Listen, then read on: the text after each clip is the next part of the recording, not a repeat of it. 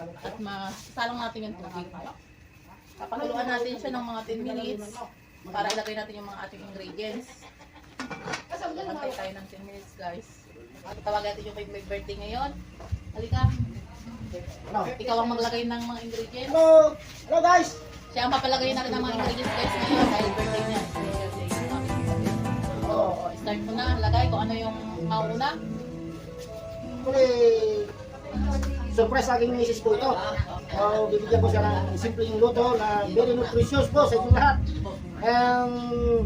By the way, i-greet ko muna kayo ng magandang araw po sa inyong lahat, mga kaibigan, mga pa-estudyante sa ibang bansa. Oh, bakit nakita niyo ako ha? Yung bro niyo, si Jeremy Yare. Ito, start po tayo sa presentation ng ating luto. Ang tinatawag po dito ay dinengdeng. Luto po ng mga Ilocano. Ito po yung special.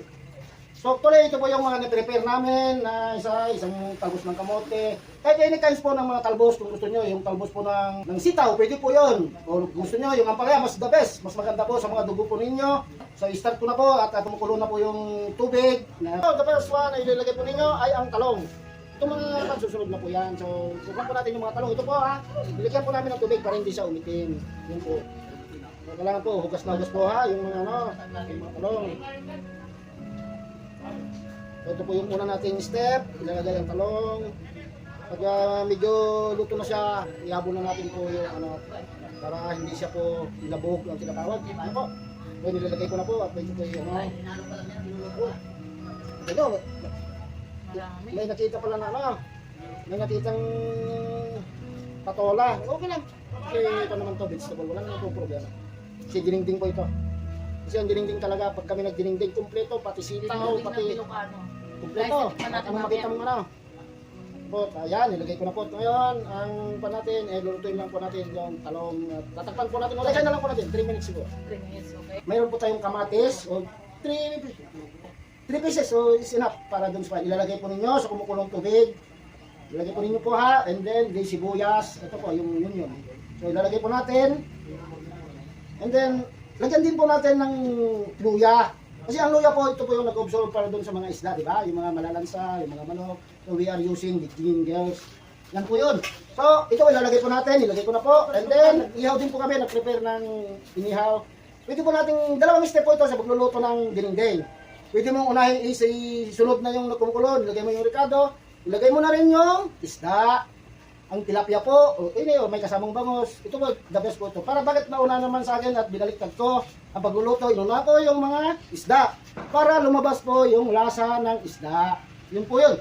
So, ngayon po, ilalagay ko na po yung mga isda na piniprepare ko.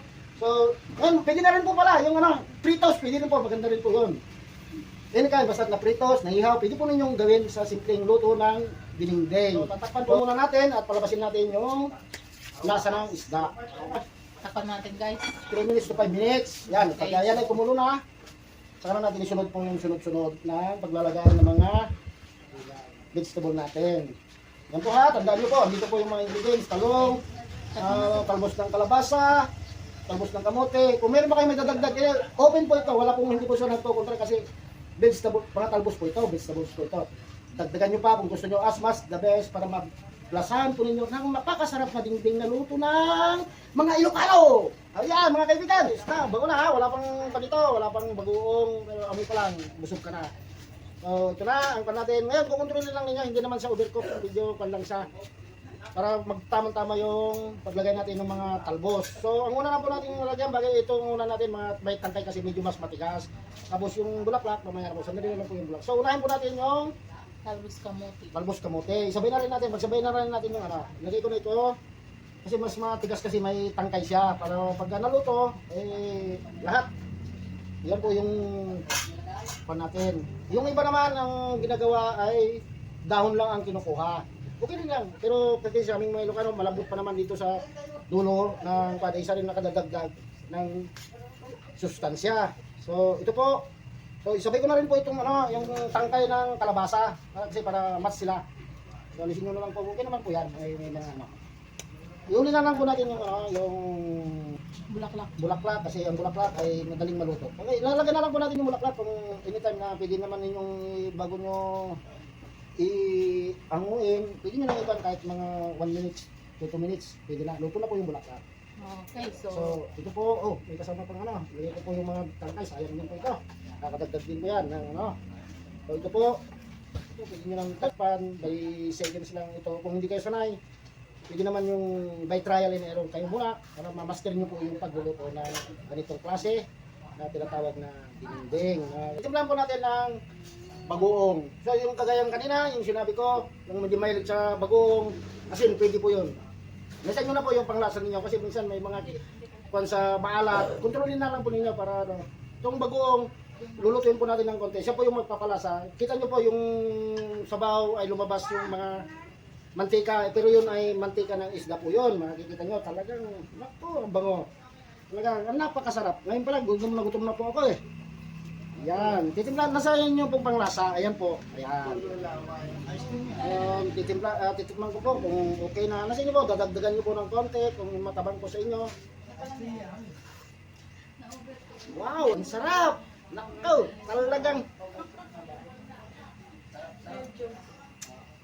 Yan, ngayon, ako kasi medyo iba yung timpla ko, medyo maalat ng konti, dinadagdagan ko. Pero itong lasa ko, pang international yung lasa ko, kahit matabang o kahit pwede, basta ako nagluto. Hindi ko pinagmamalaki, pag yan ay nilasaan ko, the best. Pero kasi sa aming mga Ilocano, pag naamoy namin yung bagoong, ay naku, napakasarap na yung pangkuhan namin. Kasi dyan po kami masanay sa mga bagoong dito sa mga Ilocanuhan. Pag wala kang bagoong, parang kulang ang ingredients mo. Okay na po, luto na po, dito po, napakasarap. Yan, ito po para sa mga, sa mga vegetarian ha, kung ano pong comments ninyo. Ano yung medyo, hindi naman po ako perfecto kasi. Kung meron kayong comments, isend nyo po. At thank you po sa mga comment nyo para mas ma-improve ko yung pagluluto ko ng dinding. Ito lang po ay napatutunan ko sa mga aking mga magulang, sa mga pinsang ko rito. Ito na po, handa na po. At tayo po mag-handa na at kakain na po tayo mga kaibigan. Salamat po sa inyong panonood and sana nakapagkuhan po ako ng konting at ito po ay the best Ilocano Nutrition Dinding ang tawag po natin dito. Maraming salamat po sa inyong panonood and thank you, God bless you all.